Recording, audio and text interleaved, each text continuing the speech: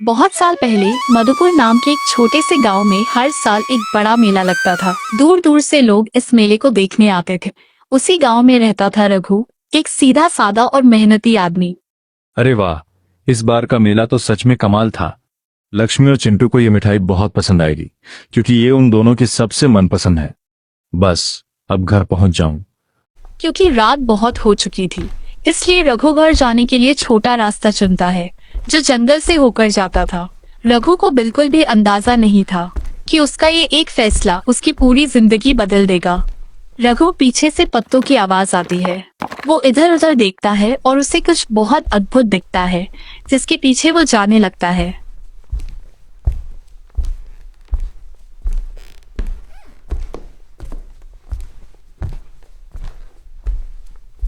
जंगल के बीच हवेली और ये पेड़, इतने चमकदार फल।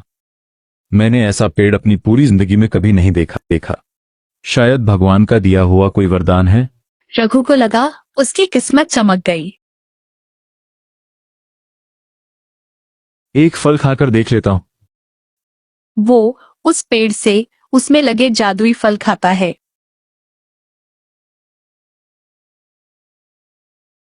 फल खाते ही पेड़ से एक जादुई रोशनी निकलती है और रघु के सफेद बाल भूरे हो जाते हैं।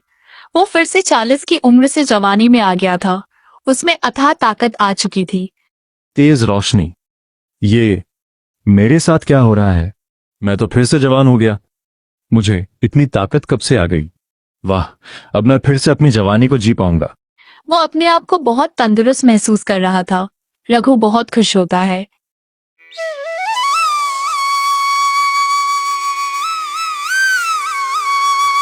अगले दिन जब रघु अपनी चाय की दुकान से वापस आ रहा होता है, वो देखता है अरे ये क्या हो रहा है? ऐसा लग रहा है कि लड़की मुसीबत में है। कि दो लड़के एक लड़के को छेड़ रहे थे। ओहो, मैडम कहाँ जा रही हो? कहो तो हम छोड़ दें, साथ साथ चलेंगे। हे।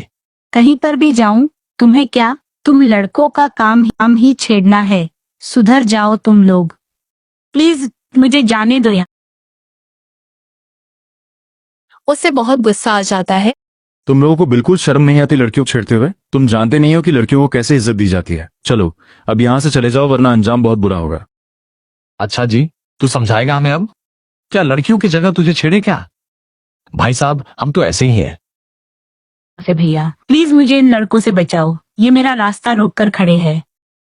हाँ बहन, मैं तुम्हारी मदद जरूर करूंगा।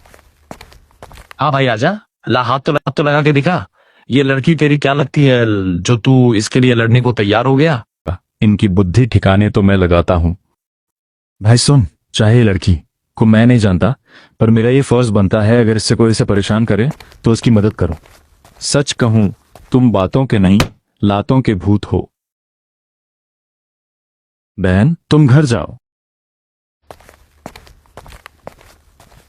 और जैसे ही रघु वहां से जाने लगता है, तभी उसके सामने एक खूबसूरत लड़की आ जाती है। आप दिखते तो 40 साल के हो, लेकिन ताकत बिल्कुल 17 साल के नौजवान जैसी है।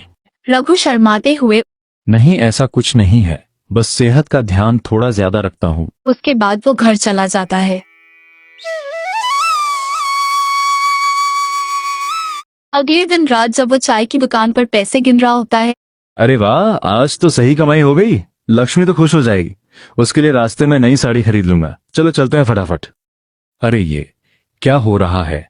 मेरी सांस फूल रही है। मुझे मेरी तबीयत ठीक नहीं लग रही। लगता है मुझे उस पेड़ के पास जाना पड़ेगा। वो सोचता है कि उसे अब वो जादुई पेड़ ही बचा सकता है और वो भाग भाग कर उस पेड़ के पास पहुंचता है।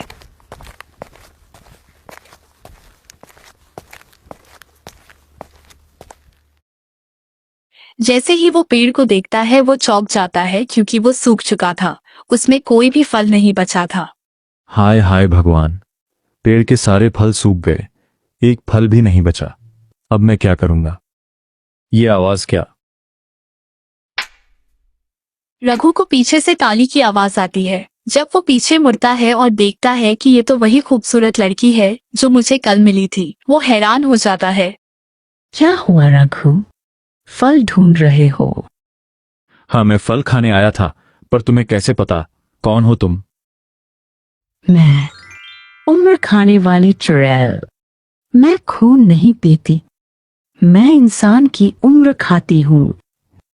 जितनी उम्र तुमने खर्च की उतनी ही मेरी ताकत बढ़ गई। उस पेड़ का फल जवानी नहीं देता, वो सिर्फ तुम्हारी आने वाली जिंदगी के सालों को एक ही पल में ले आता है। तुमने सिर्फ 2 दिन में अपनी आने वाली जवानी जी। हा हा हा। वो लड़की डायन में बदल जाती है। लड़की असलियत में 500 साल की डायन थी, जो लोगों की उम्र खाती थी। लोगों की उम्र लेकर वो खूबसूरत और जवान रहती थी। उसके बाद वो रघु के करीब जाती है।